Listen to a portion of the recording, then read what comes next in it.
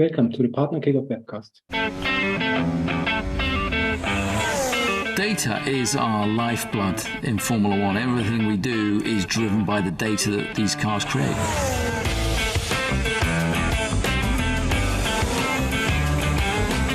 We have a virtual world which we rely very heavily on, but also on the data that these cars generate and how we use that data. It's been incredible working with Oracle. I mean, having the ability to look at the data like this is something that's never been done before. We've got our data analyst who's talking to our coach on the water all the time. He's got an iPad looking at this data. And so we're making little updates, little changes to what we're doing in the boat in real time, which is a fantastic game for us. Partnership like the one we have with Oracle, the technology that opens up to us is so exciting.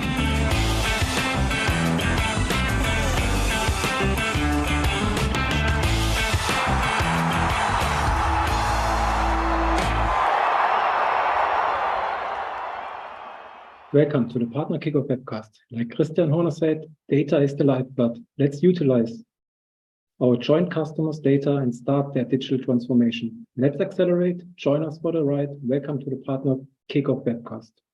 Quick housekeeping. Please ask your questions via the Q&A tool in the Zoom console anytime. Recording and slides will be available at the community websites and at our YouTube channel. And please share your feedback via the Zoom survey at the end of the webcast.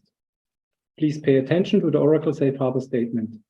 Please blog and tweet only about services and functionality which is available today. Welcome to the Partner Kickoff Webcast FY23.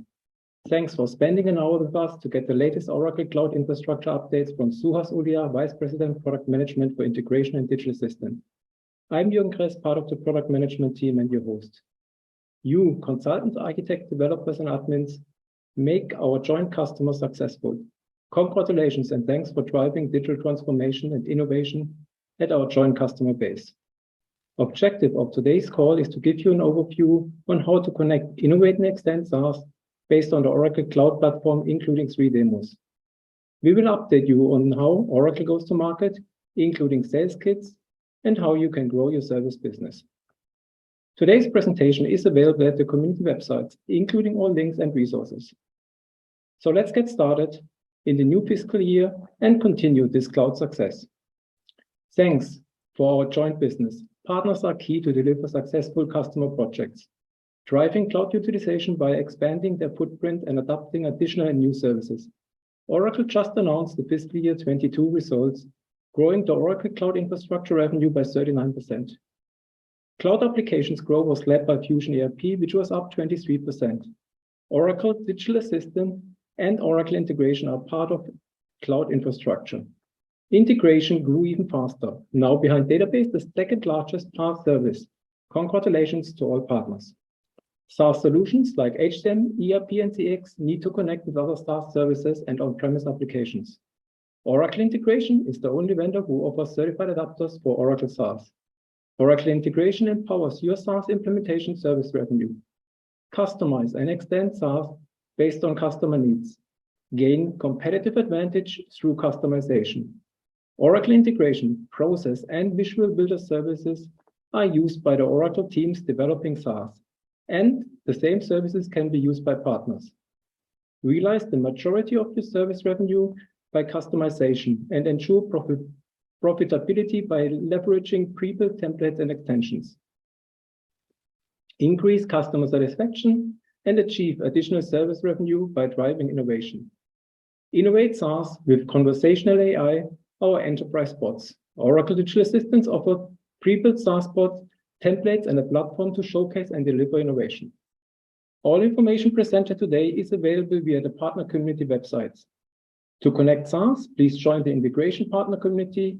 To innovate SaaS with digital assistants, please join the developer partner community.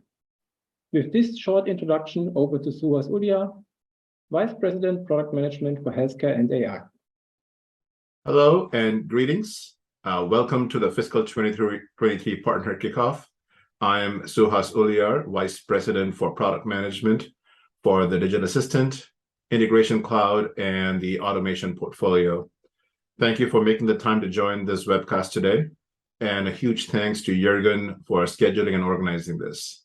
So let me start by sharing my screen. All right. So first of all, a huge thank you to all of you for a super fiscal 22. You saw the results that Larry and Safra shared in the press, but our portfolio, specifically integration, cloud, and digital assistant, had a super year.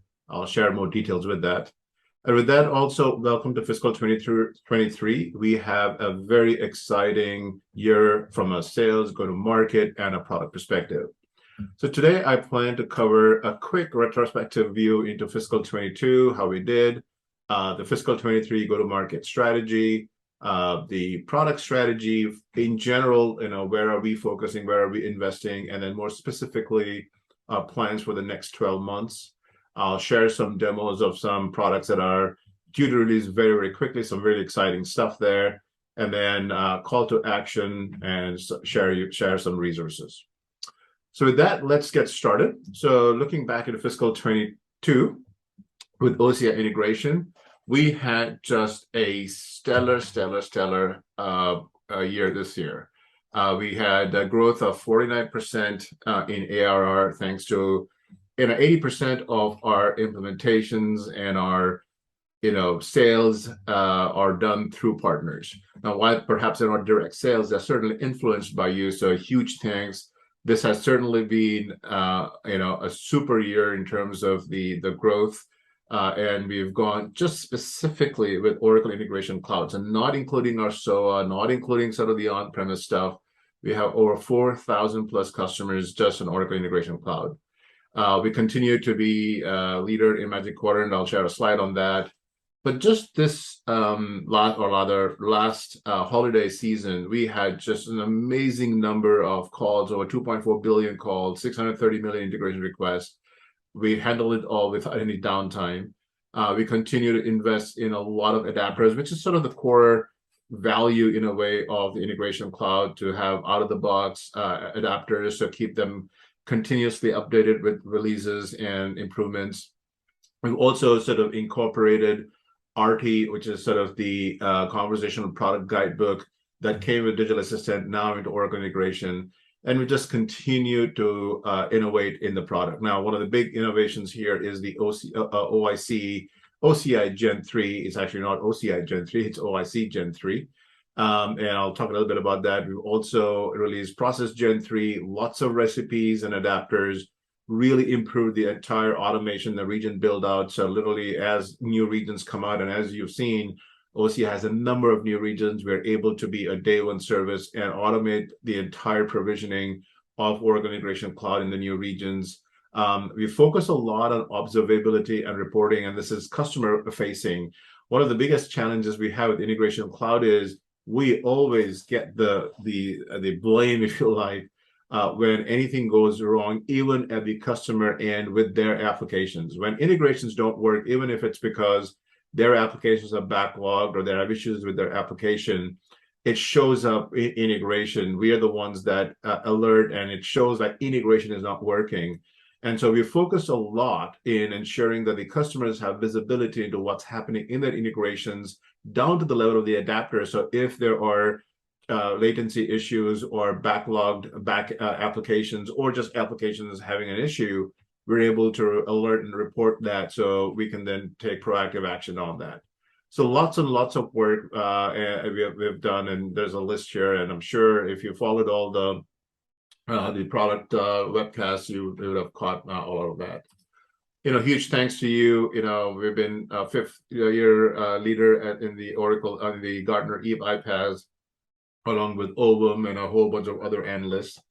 As I said, we continue to have a huge number of new logos. I believe we've added over 850 plus customers in fiscal 22. So almost 250 customers every quarter. And in many cases, these are customers that are non-Oracle customers, and Prio being one of them. They are a utility base, I believe, in Portugal, and they are a complete SAP shop. They went through a tender, an RFP, We competed with all the EIPaaS vendors, and we beat all of them, and we've gone live now there at Prio. The Victoria Department of Transport in 154 integrations in the Oracle Cloud, connecting to a whole bunch of Oracle applications. They're also using the Visual Builder and the Autonomous Database, Autonomous Warehouse Database for sort of analytics. On the process automation side, we've also seen a number of interesting use cases. Bytron is a global sort of privately held company in doing research and development of mechatronic devices. We also have the National Academy of Sciences that uses the process automation. So we're seeing a huge influx of, or rather adoption of, process automation with our customers, and hopefully you're seeing the same as well.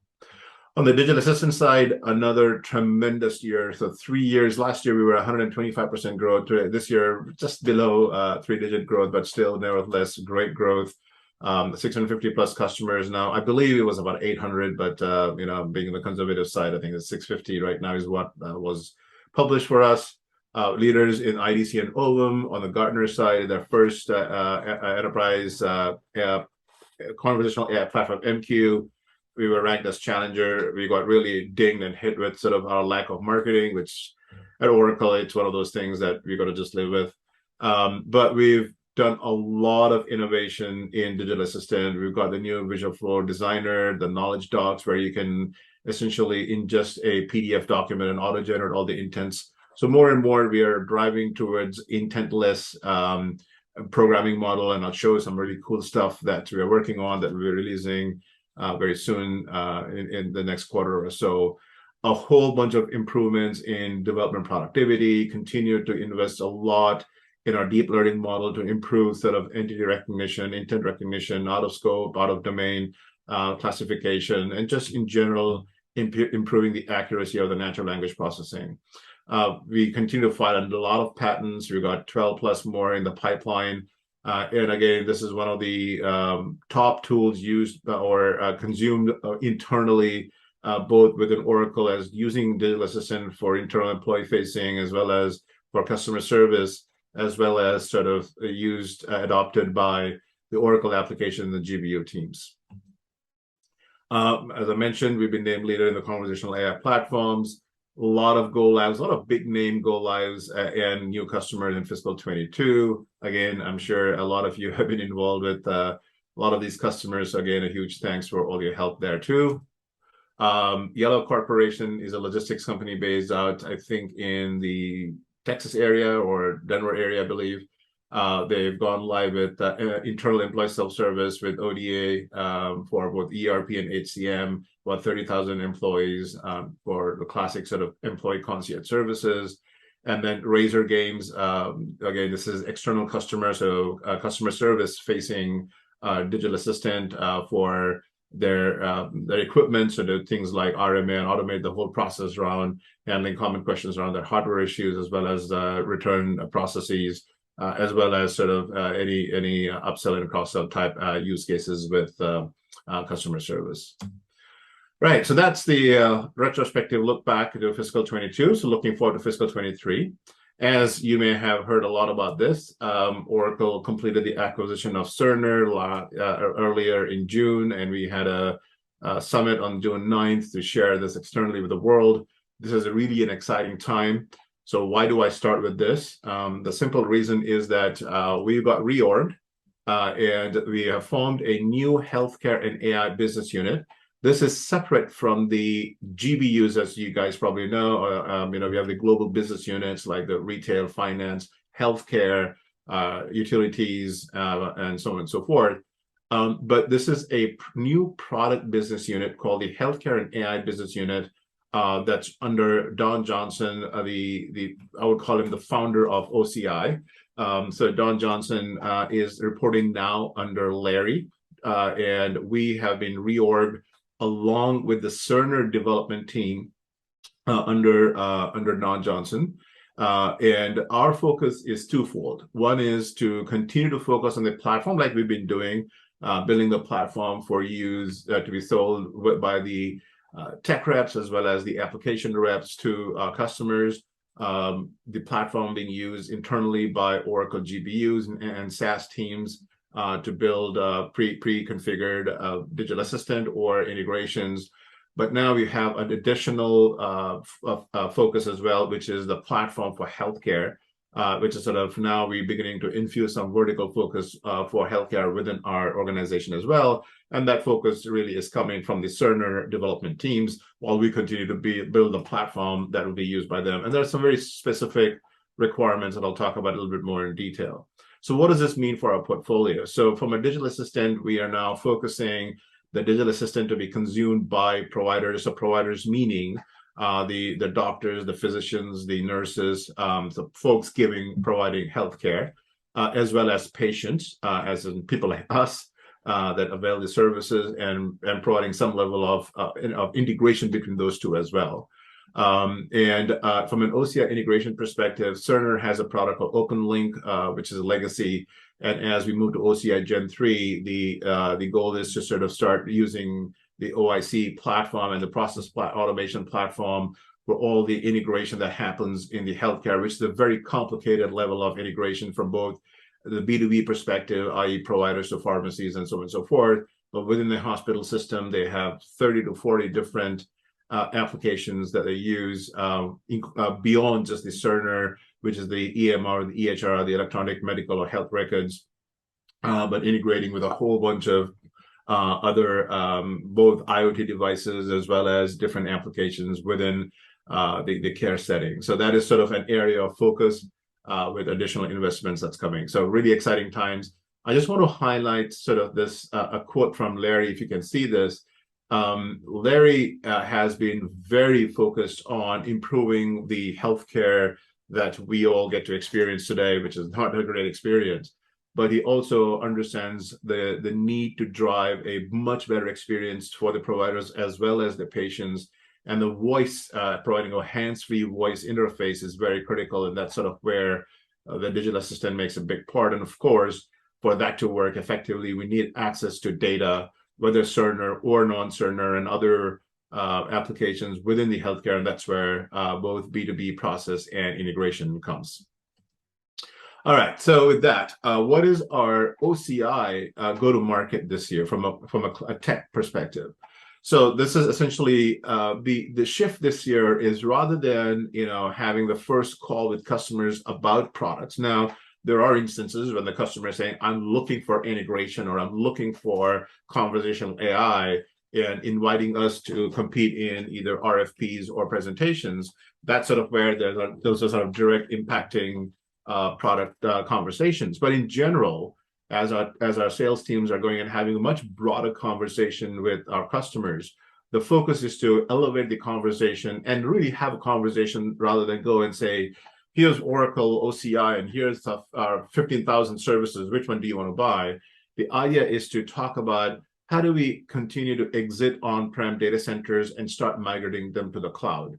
How do we modernize your Oracle estate? So, and that has sort of two parts to it. One is you have your on-premise applications, whether they're custom applications or package applications, EBS, Sql, PeopleSoft, JD Edwards, and how do we sort of help you modernize that, whether it's on-premise or in the cloud, as well as they continue their migration to SaaS applications, Oracle SaaS applications.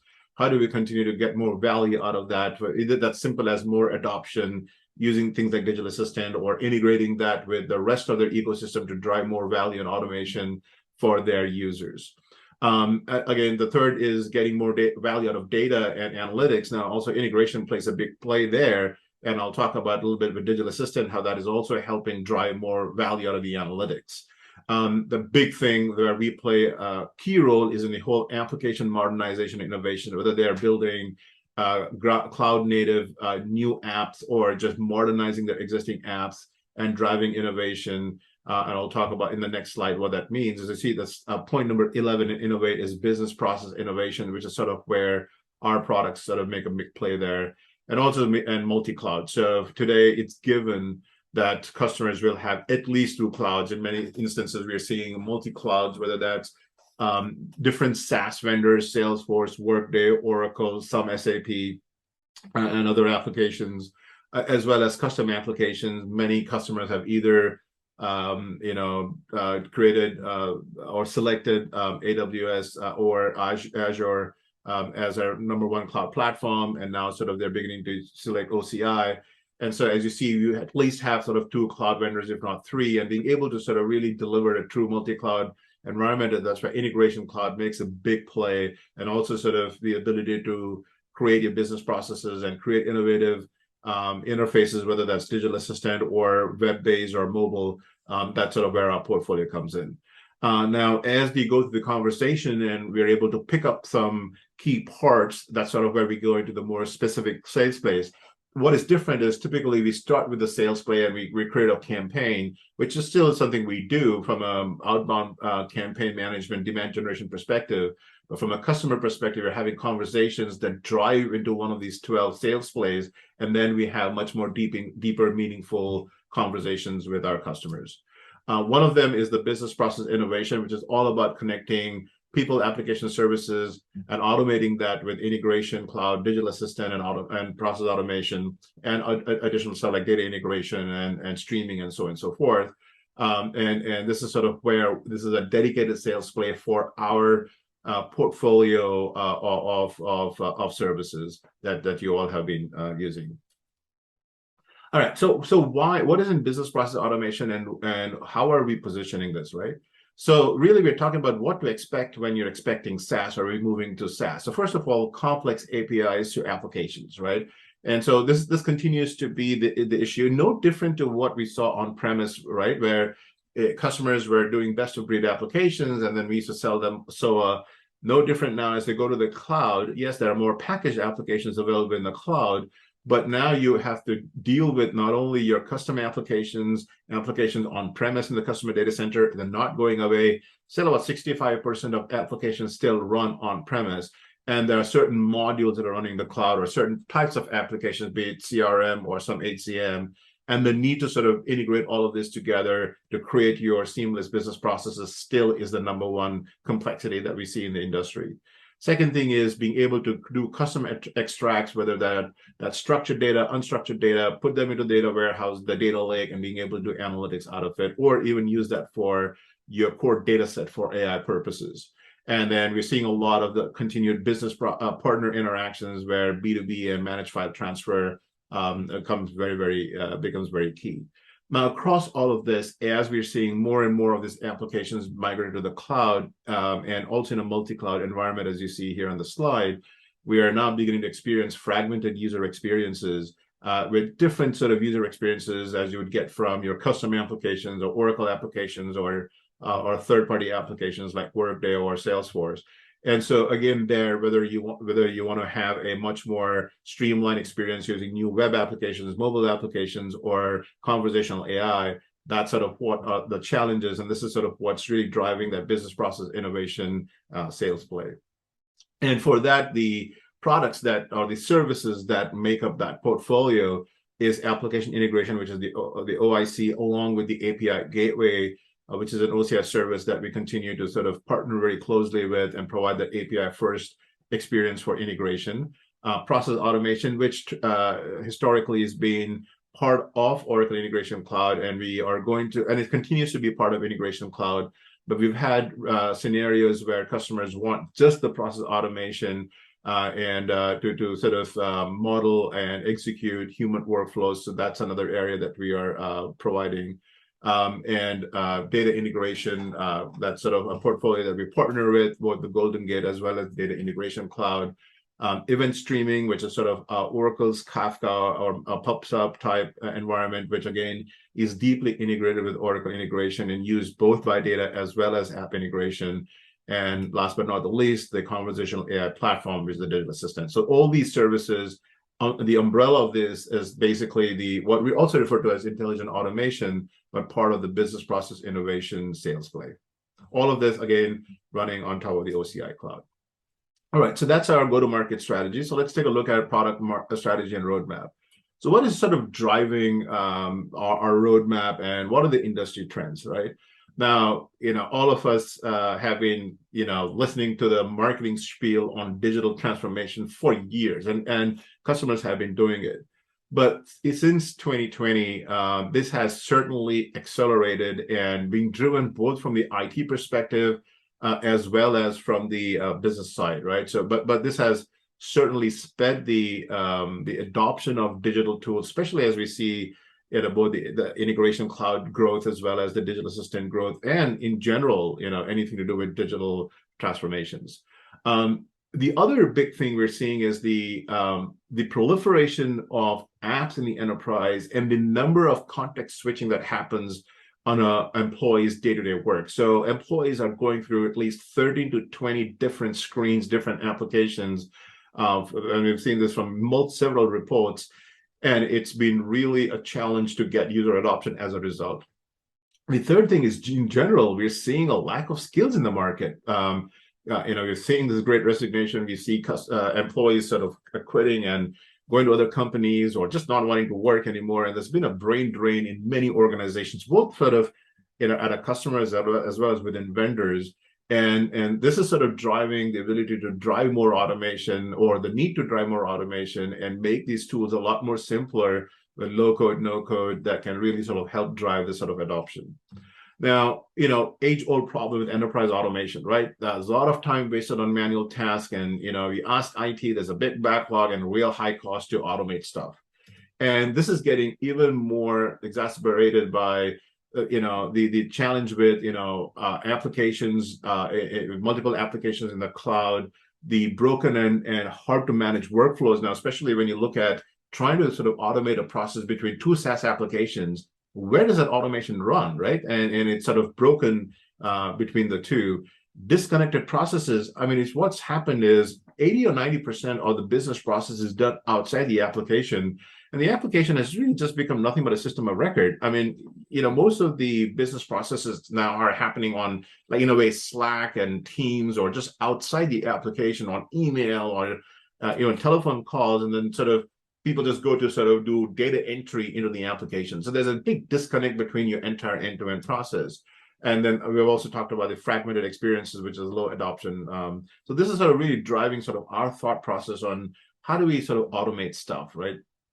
So, the future of integration intelligent automation is, we understand, while we hope that wall-to-wall, it's Oracle applications everywhere, the reality is we're going to see this kind of environment now in the cloud, which is pretty much the similar picture we saw on-premise, 10, 15 years ago, right?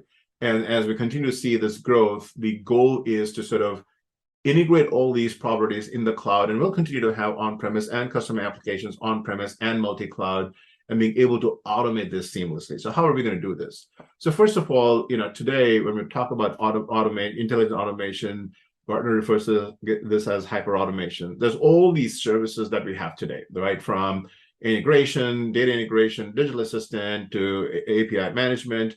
Last time, earlier this year, when I spoke to all of you, I talked about AI services, the language, speech, anomaly, voice, doc, so on and so forth, process automation, decisioning, and so on and so forth.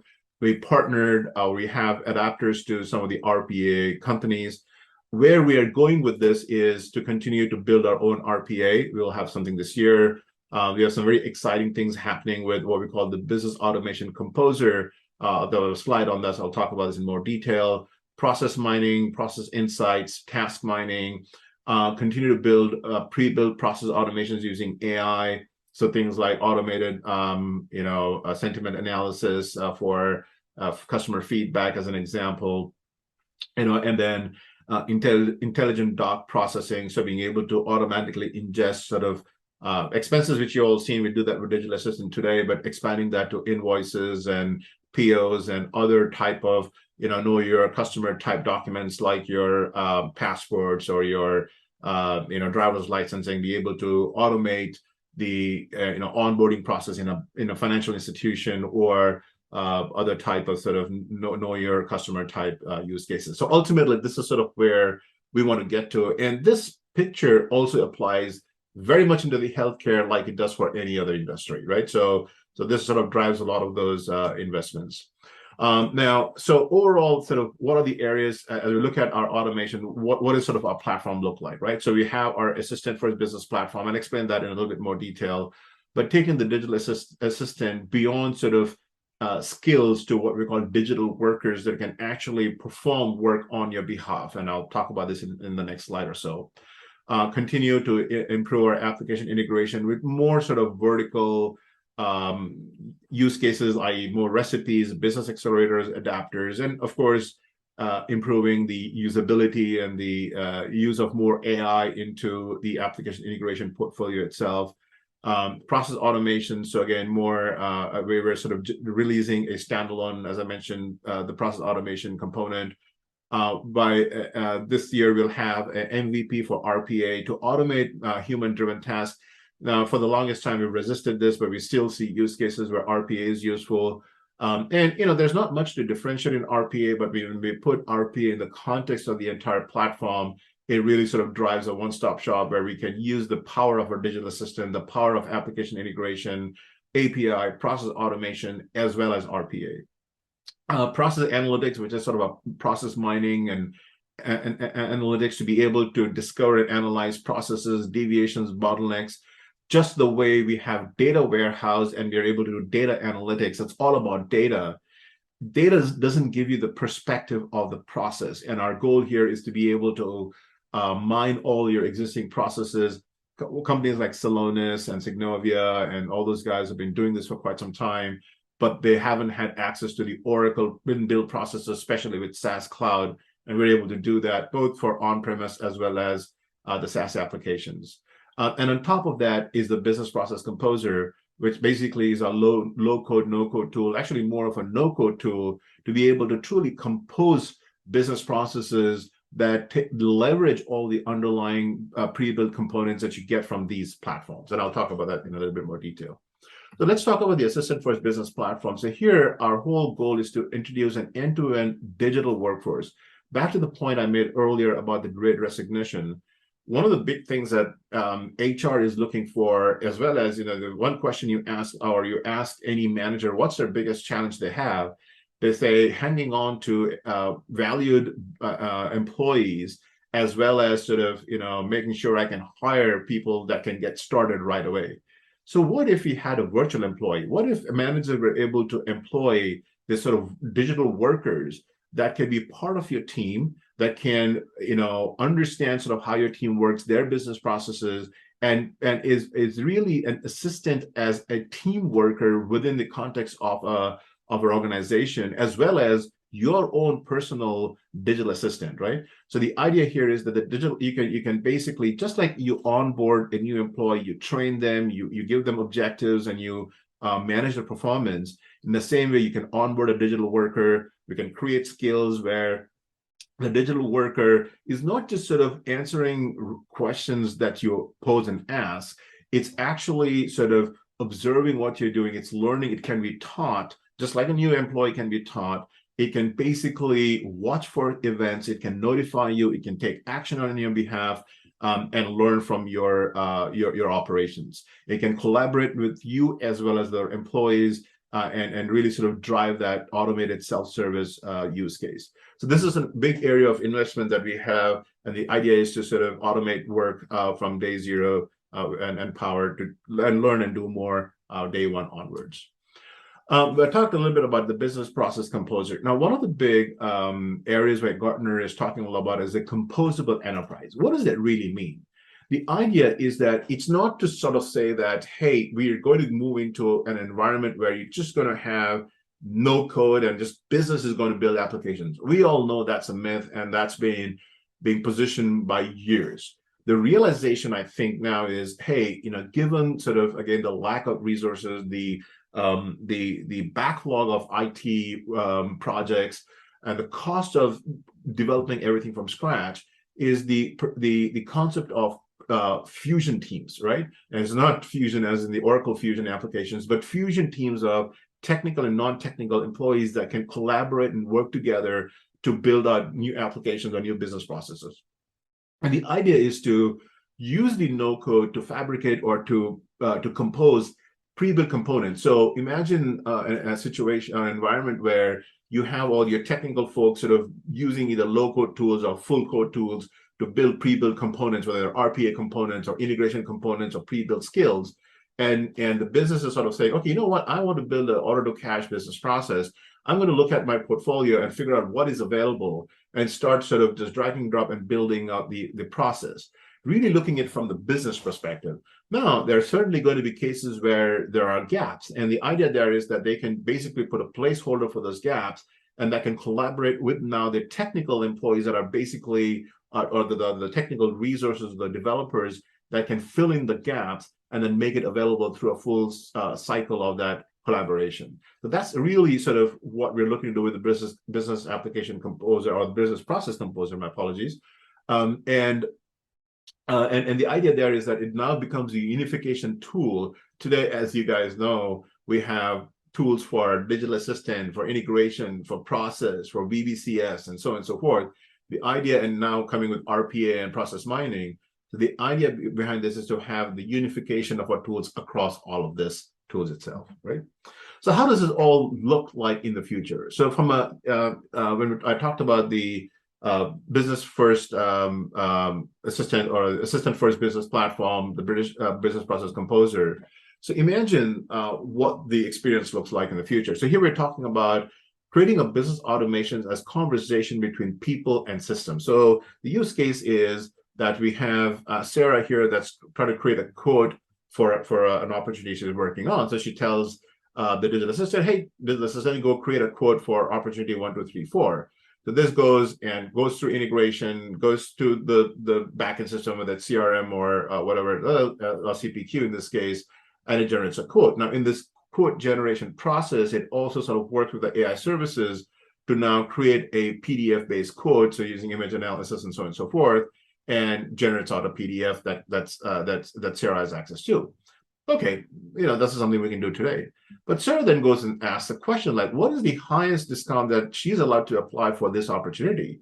Now, this is where we use sort of the AI-based automation tools to basically go and look at sort of all this information, use previous sort of discounting, company policies, the data that's available from this particular opportunity, and provides a response saying that, hey, based on this opportunity, you can get 30% discount, but just as an FYI, anything beyond 20% requires sort of approval, right? So she says, okay, well, then in that case, go ahead and apply a 26% discount and route it for approval, right? And here is she asked Bob because Bob's a manager, but if she hadn't asked, the system would automatically figure it out. But it goes, updates the discount, creates a new quote, and then sends the approval to Bob. Now, Bob's on his mobile device, gets a notification, and Bob really sort of does one of two things, right? They don't necessarily, no VP of sales actually quite rejects a new opportunity. They either approve that, or they basically want more information. So in this case, the happy path is they've approved, and this goes and updates the back end. But let's talk about the scenario where they perhaps want more information. So when they click on the I button, now I haven't created the automation or the flow here, but that is sort of where the digital assistant would automatically now create a collaboration between Sarah, Bob, whether through Teams or Slack. In our case, we use Zoom, and we'll basically create a Zoom call between Sarah, Bob, and whoever else, like maybe the SE, the technical SE required, or perhaps the partner as part of the deal, sets up that collaboration, creates the Zoom link, and is now also a participant in the Zoom link, responding to any answers. So, for example, Sarah may ask, hey, one of the customers that look like this customer we've given a 30% discount to, and who's the salesperson on that? I want to ask the salesperson a question, like how did they go about getting that approval, and so on and so forth.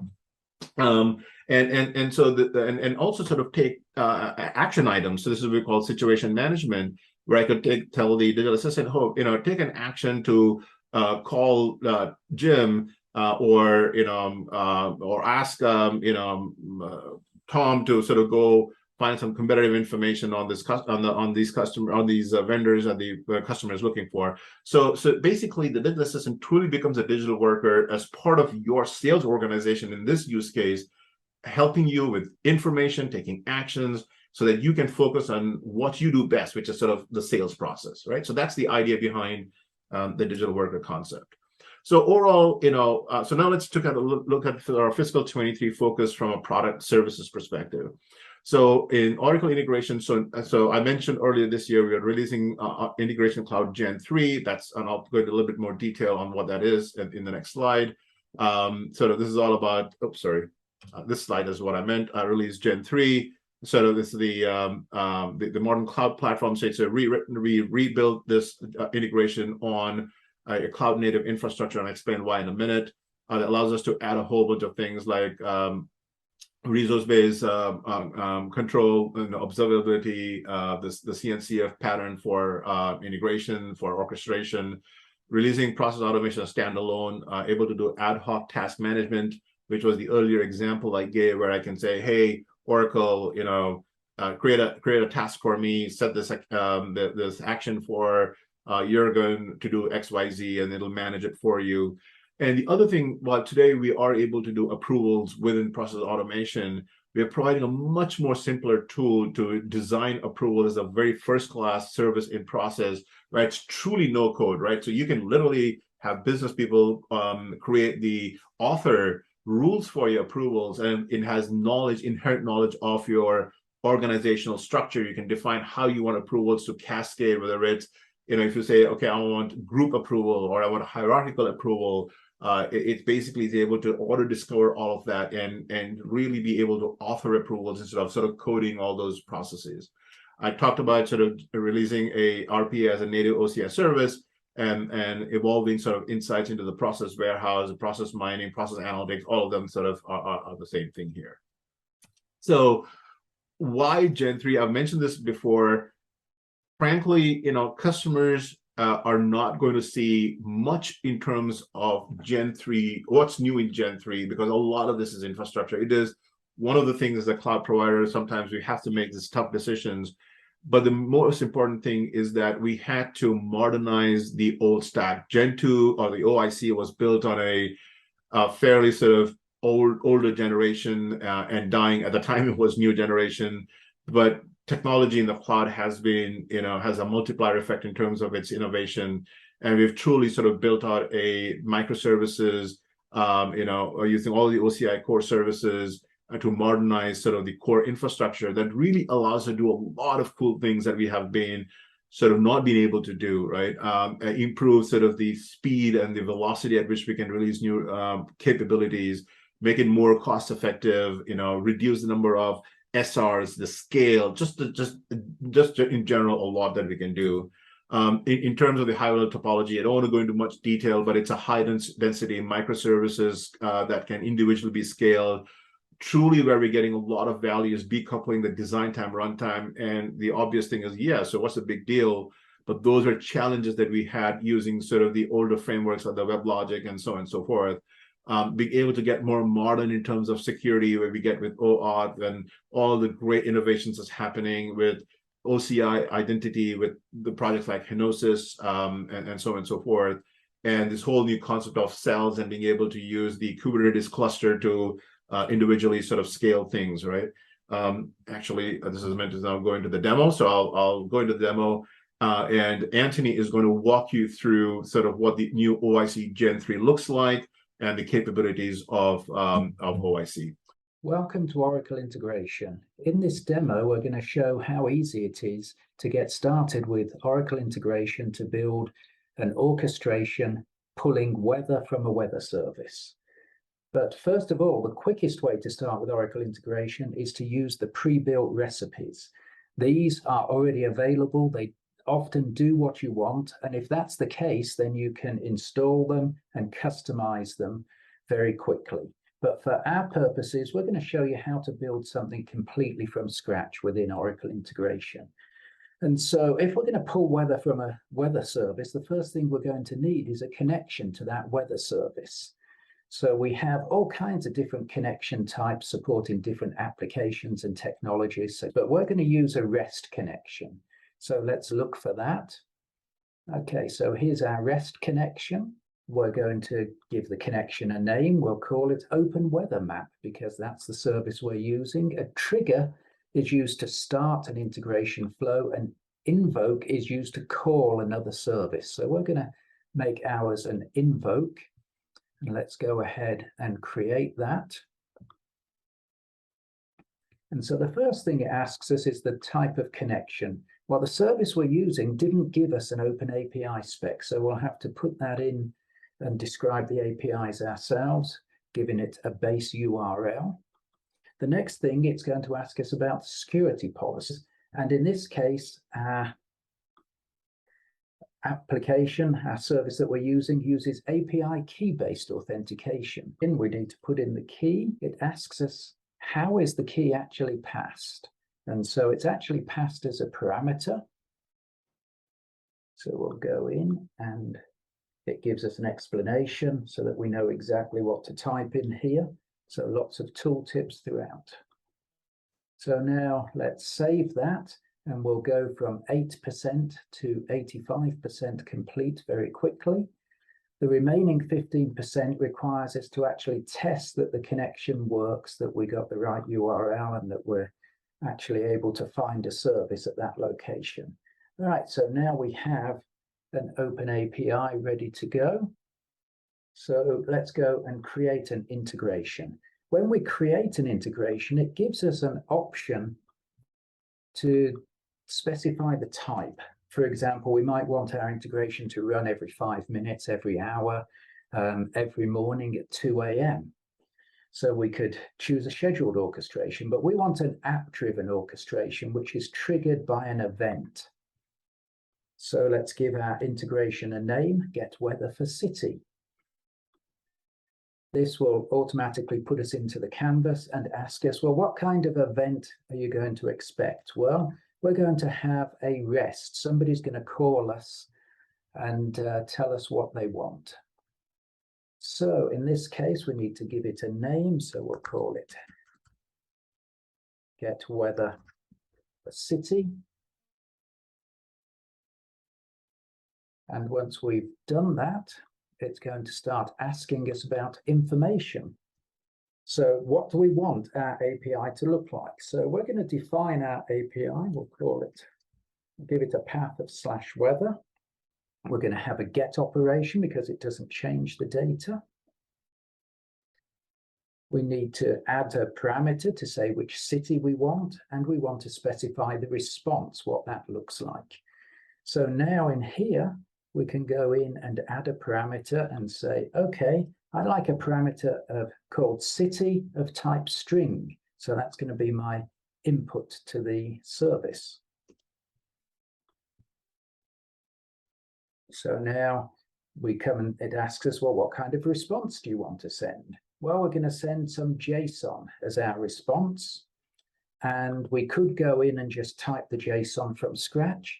But in this case, I've actually defined a payload for my JSON response. Once that's there, we're done. And now you'll notice that not only did it create the trigger, but it also created a map so that we can map the data onto the response that we've just defined. Next thing we want to do is now go in and call the weather service to get the weather. Unfortunately, you can't get the weather directly. This is why we're using an orchestration. We have to get the coordinates for the city first. So let's go into our open weather map. Let's call this operation get coord. So we're calling a service. We can give the service a description if we want to. We can provide the path as to what is the actual resource that we're accessing here. So we need to specify the input parameters and the response. So for the input parameters, so one input parameter called Q, and there we can put in the city. Say, what does the response look like? Again, we're going to choose a JSON sample, and we already have a sample of that that's been provided by the weather service, so we can choose that. So now we go through, we can check the summary. Yep, that looks right. Now it will expand and it will automatically add a map where we can map in and say, well, how does our city coming in map onto the parameters that are required for the coordinate service? So here we are, we go in, we can see the query parameters here, which is our city, and on this side, This is the request that we're going to make to get the coordinates, the longitude and latitude. So we map the city to the queue just by dragging and dropping. We validate that. Okay, so now we've got our map. It's going to get our coordinates. Our next job is to actually get the weather itself and add another invoke. Again, we'll be using the Open Weather Map service. So we put in our get weather. We give it the path that we need to call. Again, if they'd given us an open API spec, these would all have been generated for us automatically, but they didn't provide one. So we're having to go against their documentation and fill in the details. Again, we want to pass in some parameters and get a response. The parameters that we pass in are the latitude, which is a floating point number, and the longitude, called long, which is also a floating point number. We can now go in and once again get the response, which is a JSON response. We again have a sample ready to go, which is the weather JSON. We now move on and we're done. All right, this is getting a little more complex now. So the next map, we want to map the longitude, latitude and longitude to our call to get weather. So let's go into the map. So here we can see all the available pieces of data. We notice that the coordinate response is available to us. And so we can see that in here, we have a latitude and longitude. So we can map that to the latitude and longitude that have been looked for by the get weather request. With that done, we're able to call the get weather. We can now run the map to map the response back to the response that we want. This is a little bit of a more complex map. If we wanted to, this button here would allow us to test the map. Save that. We notice that we've got an error here. The error is telling us that we're missing tracking fields. So these tracking identifiers are unique business identifiers that allow us to identify a specific request in a business-friendly way.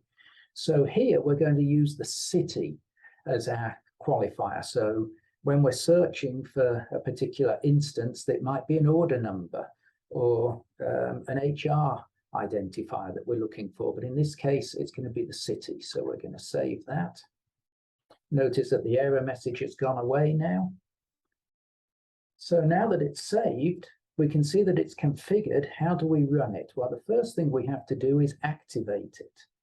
So we'll set it for debug level, not recommended for production, but very useful when we're debugging and trying to find out what's happening, because it gives us lots and lots of data. Let's refresh that. We can see that it's active. So now we can go in and run it. So here it's querying to find out what parameters are expected. Let's see what the weather is in Colorado Springs at the moment. So we hit the run button and it will go away. It will call our integration. Our integration will automatically look up the coordinates. And here we can see we've got the response. We've got a full payload. So here, for example, we can see the wire message that was received by invoking get weather. We can see that there's a whole bunch of JSON that came back there, and that we were able to extract the parts that we wanted to. If we needed to, we could actually go to the monitoring screens and see what's happening there. And here we can actually see, again, all the steps that we executed, and if we want to, all the payloads as well. We also have, within our observability, we have a dashboard that tells us the error rate over the last 24 hours, how many active integrations we have. We can actually drill down to see which was successful, which failed.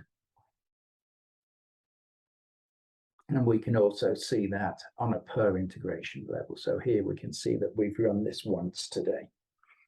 And so that is Oracle integration. Thank you, Anthony. So now you have an idea of what OIC Gen 3 looks like and what you can do with it. So now let's now take a look at process automation. So what is process automation? So as you all know, we've had this service called Process Cloud. It's been available as part of OIC. So it's now a native sort of Gen 3 product, just like we've rebuilt, re-architected integration. We've also done that with process automation. Now, process automation really is targeted at the business to automate business process with either long-running human workflows and tasks. But integration is orchestrating system to system. This involves human workflows and tasks, right? So, and here there are a number of standards we support: the BPMN, CMNN, as well as DMN, which is decisioning. It's got a very rich graphical interface for you to design your processes. And we support two types of processes. I'll come into a minute, more detailed, structured and dynamic processes. It also includes UI forms to encapsulate sort of your forms that are needed for a particular business process, and uses REST APIs to integrate directly with applications or with Integration Cloud. So the components we have are web forms, as I mentioned. We have a decisioning service to create rules and decisions. We have what's called structured processes. Typically, these are state transition processes, which has like a fixed start and an end. Examples of that are like approvals, invoice processing, and typically modeled using BPMN. The unstructured or dynamic processes are executed using data or events. So basically, it's really based on the event and the data in that event that executes a state. Examples of that are like insurance case management, and that's used a lot during case management modeling, emergency response, and so on and so forth. And that's modeled using CMMN. As I said, we provide all these components, including the human workflow and tracking. So to demonstrate that, I'm going to have Arvind Venugopal, PM for Process Automation, to give you a quick overview of the process automation. Hi, as part of this 10-minute overview, we will cover the OCI Process Automation service. Go into the product demonstration. So this is our product designer. As you can see, there are a number of applications that are already available in here. And as part of the demonstration today, we will look at the rental car application, which covers a number of key components of the product. At the design level, you can see that you have the ability for the lifecycle management of the various process applications that are created. You have the ability to create new. You have the ability to import from various lower environments, as well as manage lifecycles and versions of the product within here. So let's go into the rental car application. As part of the core process application, there are a number of key components that we provide as part of the product. The first one is the process. From a process perspective, we offer the ability for users to create structured processes as well as dynamic processes. And this could be based on the design experience as well as the use case that the customer has. The customer would be able to select the process type that they would want. As part of this demo, we will walk through each of the process types.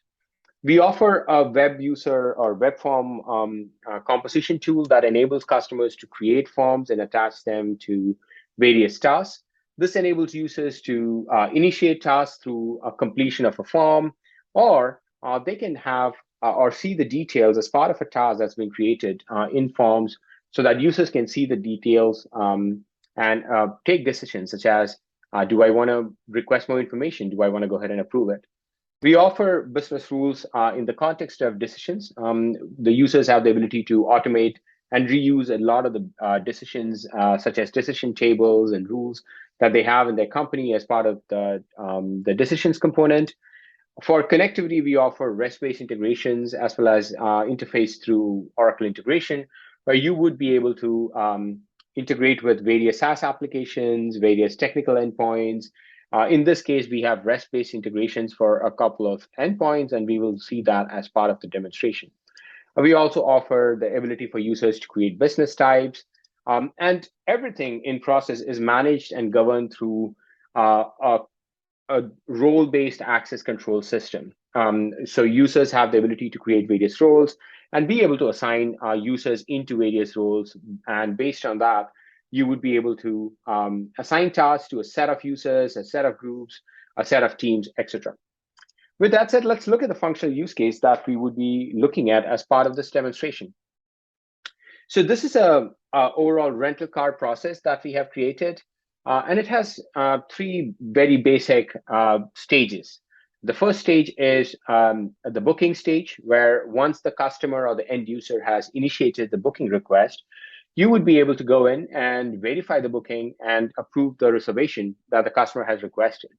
The pickup stage is where the customer desk employees or the users who are helping the customer pick up the car at the rental car office. And there are various milestones that are here where the car is ready for the customer, the car is ready for for the pickup process being completed, the car being transferred to a different rental car location if the drop-off point is different.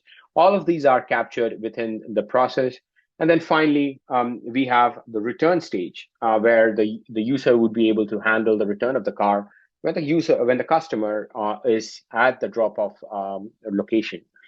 And last but not least, we have global activities, and these global activities are tasks that are available for the end user at any given point of time. So, for example, during the life cycle of a rental agreement, if I want to be able to report an incident or be able to update my booking to extend my reservation, all of these are activities that are available to the user, so you would be able to manage that. As far as the process is concerned, we offer a number of key capabilities within the product. You would be able to design and manage human tasks. In this case, we have a verify booking process, which is a human task. This can be assigned to a user or a group of users or a team. You can attach a UI to it in the context of a web form or external UIs if needed. You have the ability to bind process data to it, be able to select priorities, define due dates. All of those details could be defined in the context of a task. A task has other capabilities such as conditional activation terminations. You would also be able to set up notifications in the context of a task. All these are constructs that are available, which enables customers to minimize manual tasks in their company and be able to automate them. As part of our product, we also offer the ability for you to integrate with various systems. In this case, we have a couple of REST endpoints that are connecting to machine learning systems to get predict car mileage usage, predict car acceptance confidence levels. These are as well as get zip codes, etc. So we have REST endpoints that are being used for this. As far as the product is concerned, we offer structured processes as well in the product that enables users to define more transition-driven approaches or traditional or transition-driven approaches for defining processes. This is a structured process that enables the transfer of a car from one rental car office to the other. You can see here that we provide a number of different capabilities, including the task which the user would be able to review and approve for managing the return of a car, for the transfer of a car, as well as various elements. In the product, we offer a number of different elements as part of the product that are managed here. You would be able to create human tasks. You'd be able to create system tasks. You'd be able to create events that are API-driven or event-driven. You would be able to create form-based initiations. You would be able to create gateways to manage your decisions and how you want to be able to execute on various transition points, as well as drag and drop in connectors that are part of the product. Lastly, let's quickly look at the forms element as well before we go into the end user UI. So the rental car form is the primary user experience that we will look at. As you can see, the web forms enables you to create various end user experiences as well as presentations. We provide a rich variety of capabilities in the product for users and designers to be able to create various conditional and event-driven approaches to creating these UIs. All of the UIs and end user facing components that we create here are embeddable in nature. that enables customers to be able to embed these experiences, tasks, as well as end user experiences in general to other web applications as well as SaaS applications. With that, let's move to the end user facing part of it. So here, this is the rental car application that we just saw. So I'm going to be acting as the customer who's going to be initiating the rental car booking process here. So I'm going to go ahead and say, Scott Tiger is my name. Let's say that I'm with the date picker. I'm saying that the pickup date would be next week and the drop-off date would be end of the week. I'm picking up the car near my home in California. And you can see that we are using a connector-based call to be able to get the location information from REST-based endpoints, and we automatically populate that in the forms. As a user, I also can be very specific if I want. So I'm going to say that I would like a Mazda as part of the booking. I'm anticipating my luggage size is going to be large, ideally 1, 2 doors, and I'm anticipating 2 people in the car at any given point.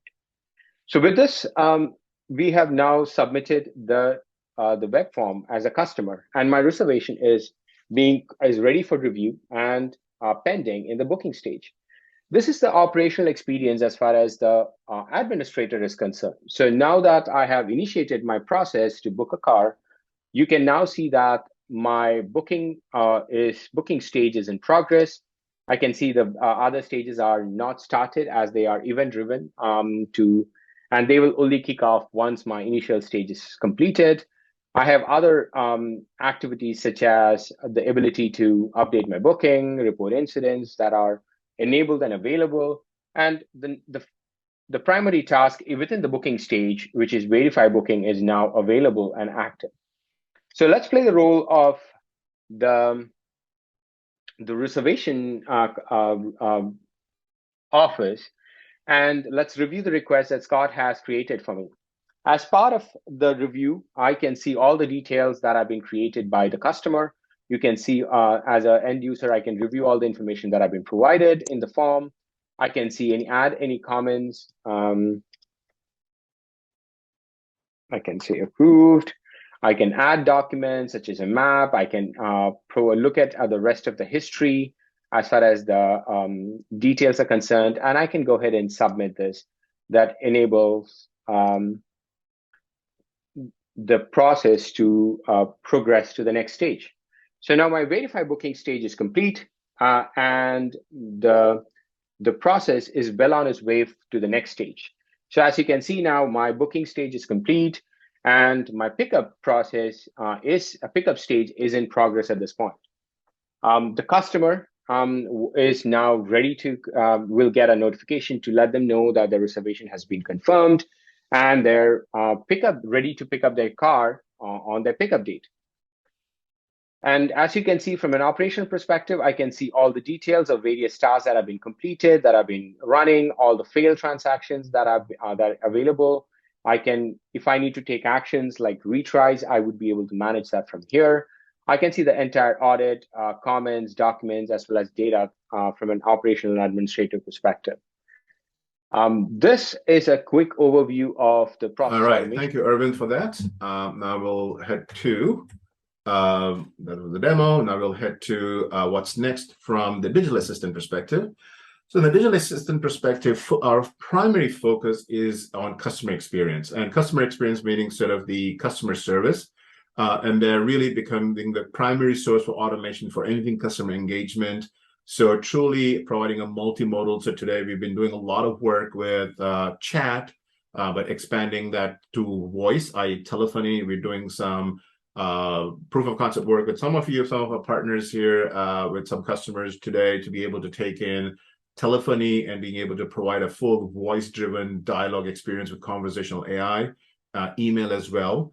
And sort of invest more in the digital worker type that I talked about, so providing more things like reasoning, memory, knowledge, and context. Contextual dialogue, so truly sort of enable the ability to answer questions that contain anaphora, so things like the second one, it's that, For example, you can say, oh, I want to order pizza, how much calorie does it have, right? So being able to have that kind of anaphora context and so on and so forth. So make that part, I mean, we do that today, but really sort of making that part of the programming model, so you don't have to explicitly code all of that, as well as explicitly code anything to do with what we call machine learning dialogues at every turn. So today, sort of, in the dialogue, you sort of define those very explicit states.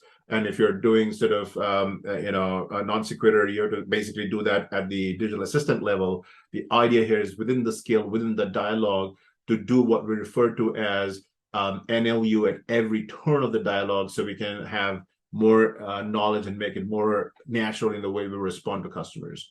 One huge area of investment is, as sort of machine learning or deep learning is getting more and more innovative, or more powerful, to do no-code programming models to dynamically create conversations from data repositories, whether that's SQL in databases or APIs or documents knowledge, and I'll give you a demo of that very soon.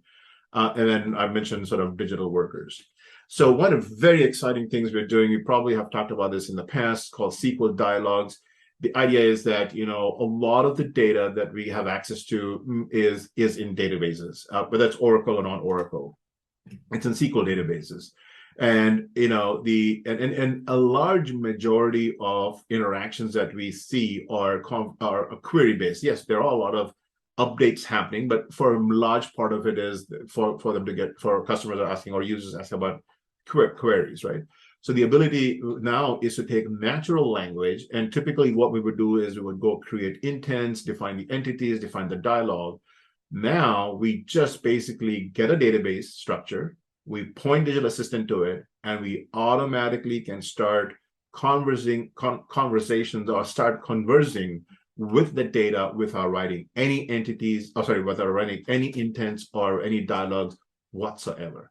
So let's take a quick look at that demo.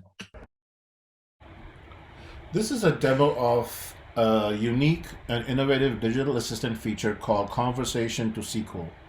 Traditional conversational AI systems use an intent-driven programming model paradigm where the developer defines intents, associated entities, adds utterances for that intent, and then trains the machine learning models. Following that, they define the dialogue for the end-user interaction. Conv to SQL, as we call it, is a zero-code feature where we can converse with a database schema without requiring any upfront development. It takes the user utterances and auto-generates simple or complex SQL queries and automates the response holding state and context.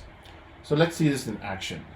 So here I have a number of different database schemas. So let's go pick one of them called the car one, where you see the model. It has continents, countries, car makers, models that the car makers make, the different names of the cars, and cars data.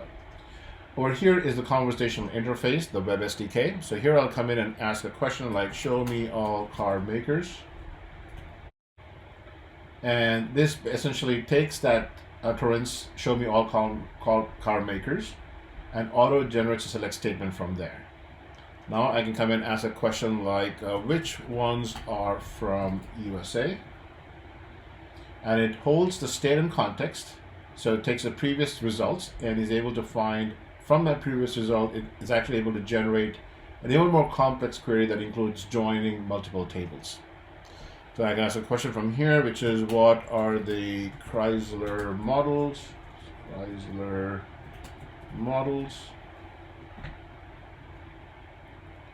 And it gives me a list of all the different models that Chrysler makes.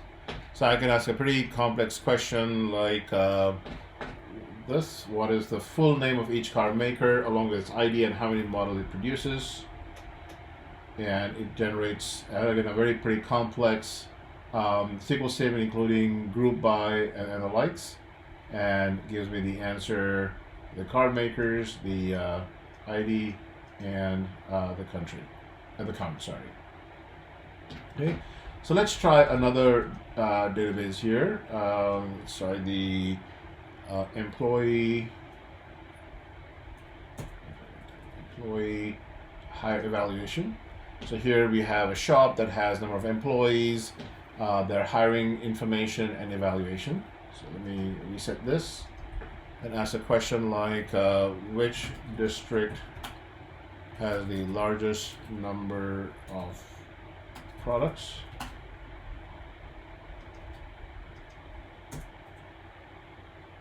And it gives me that information. They're gonna ask a question, find its manager. Right, I got information. They're gonna ask a question like, show the highest and lowest bonus. Just with that, I can also ask which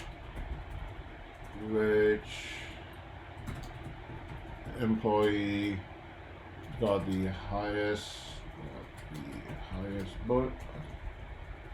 bonus and how much. Get that. That's a question which is which cities do more than one employee under age 30 come from, and so on and so forth, right?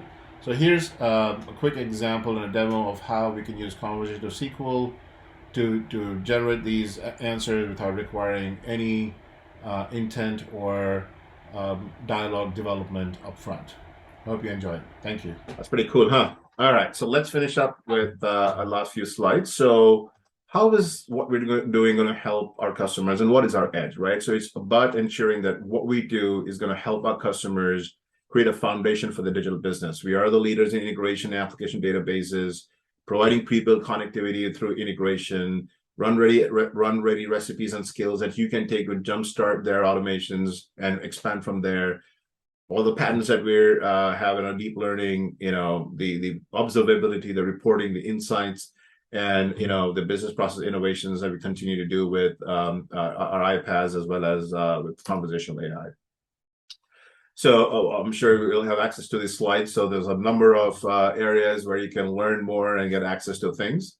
So my final slide and my ask of you, right? So it's not call to action, it's time for action. So what are my asks of you, right? First of all, thank you for being great partners. First of all, I would say get trained and become certified experts. This is big for us. We cannot scale without you. And anytime we talk about a process, optimization, integration, automation, put whatever word you want, it requires subject matter expertise. We are not able to scale in product management or with our SEs, and this is sort of where you come in.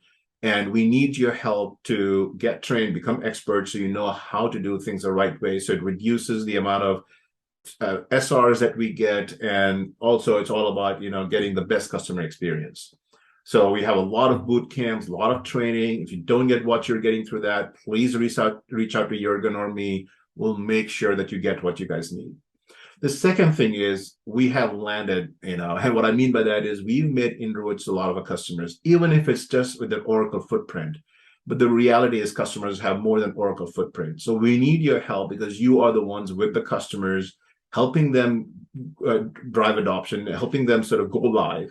And we need to now expand our use cases to non-Oracle or other, even if it's Oracle, other use cases. So let's say, as an example, you started with digital assistant within customer service, or let's say you started with HCM. Let's expand into other areas with a customer service if you're not there, or employee facing if you're not there, because customers don't know what it's capable of doing. And same with the integration. We get dinged by our analysts saying, this is sort of the pros and cons of being at Oracle. Yes, you have this many customers because Oracle has that many customers. Yes, but that's not a negative. But we would love to sort of get engaged in use cases that are connecting to non-Oracle. Yes, Oracle is connecting to non-Oracle. It would be great to sort of go and start displacing a lot of the competitors because we can do all of this. It's just that we need to be in front of them. The third thing is you guys have great customers. Let's market and evangelize that, evangelize our wins. We need your help to drive sort of the Gartner peer reviews, whether it's marketing, webcasts, case studies, references. Honestly, the only thing that works in OCI marketing is if you can come to the table and say, here are 5 customers in these 5 verticals, doing this really cool use cases, driving this adoption of OCI, and you will get attention. That is what is going to drive marketing dollars, campaigns, webcasts. So please, please, please, we need your help there. Engage with me and my team, either through Jürgen or directly with me. As most of you know, we are very, very proactive. We want to make sure that you have all that you need to be successful.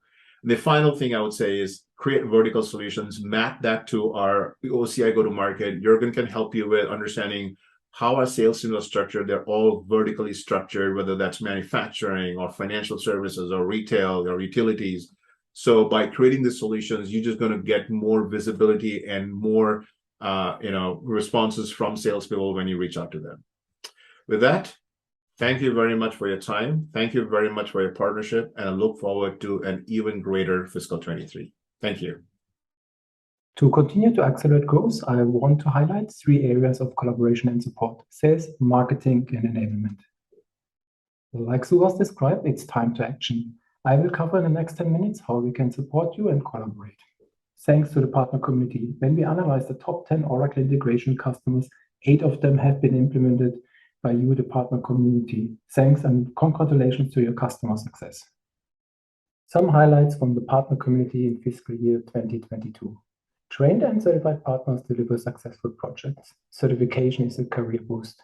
Within the last 12 months, we have delivered 21 virtual integration hands-on trainings with more than 2,000 attendees, which resulted in almost 3,000 certified integration experts. The Partner Technical Forum was well visited with 600 attendees on the integration track and almost 200 on the digital system track. In the last 12 community webcasts, more than 2,500 persons attended, and the overall community grew to more than 11,000 members. Thanks for the joint business. How can we proceed and continue to accelerate growth? 4 steps to success in fiscal year 2023. Get access to the Oracle Cloud via the free trial and the partner playground. Make use of the Oracle sales kits. The same sales kits are available for you as a partner that we use to train the Oracle team, including customer presentations in PowerPoint format.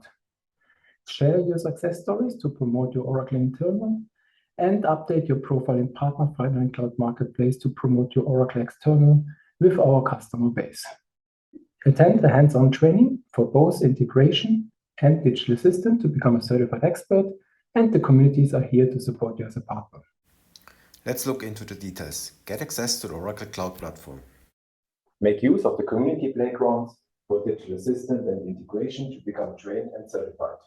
Get access to the Oracle Cloud infrastructure via the permanently free tier service, which includes base services like compute and storage.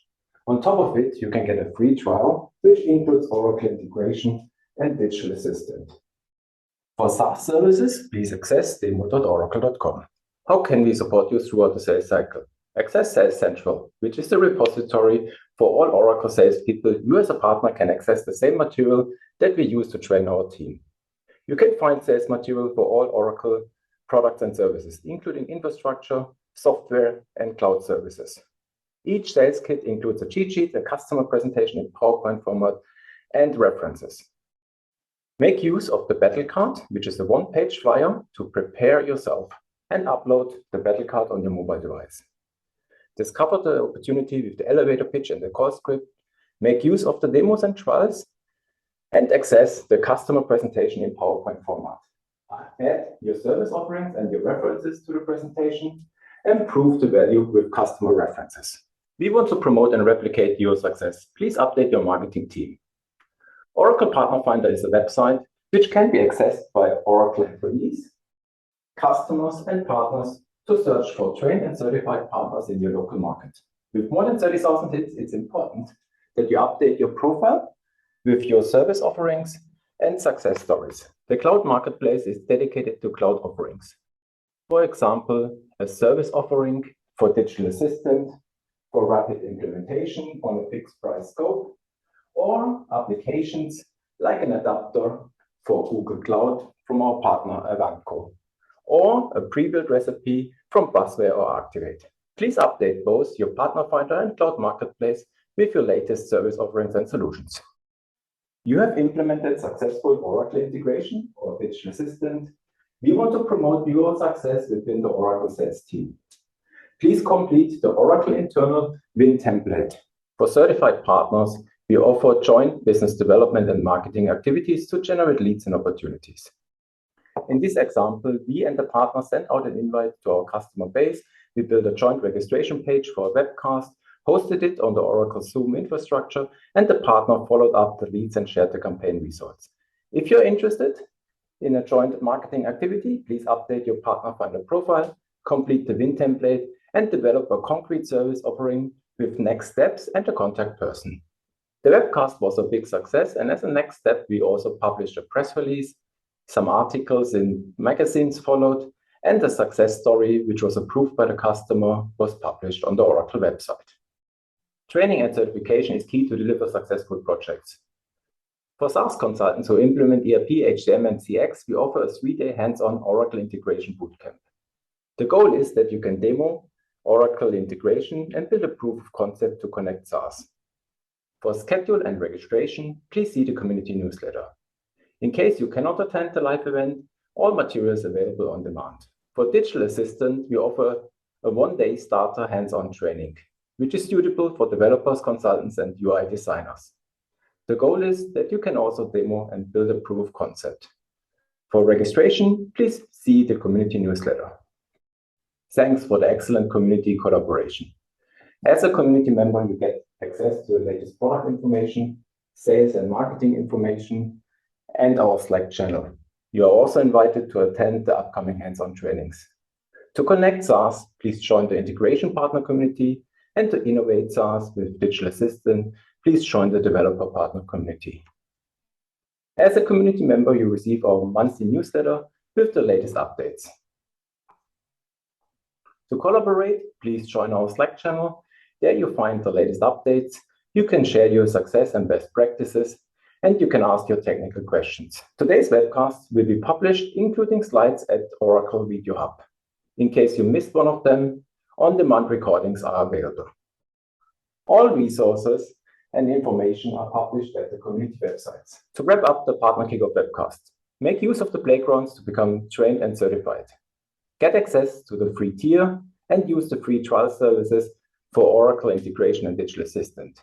SaaS services are available via demo.oracle.com. At Sales Central and via the community websites, you get access to the Oracle Sales Kits, including battle cards and customer presentations in PowerPoint format. Update Partner Finder and Cloud Marketplace with your service offerings and applications. Complete the win template to promote your success within Oracle. Become a trained and certified expert. Attend our hands-on trainings for Oracle integration and digital assistant. And join the communities. For more information and support, please contact your local Oracle partner manager. As we start the new fiscal year, it's a great opportunity to develop and execute a joint business plan. Thanks for the excellent partnership and collaboration throughout fiscal year 2022. We are looking forward to accelerate cloud growth and would like to say thank you for attending today's webcast.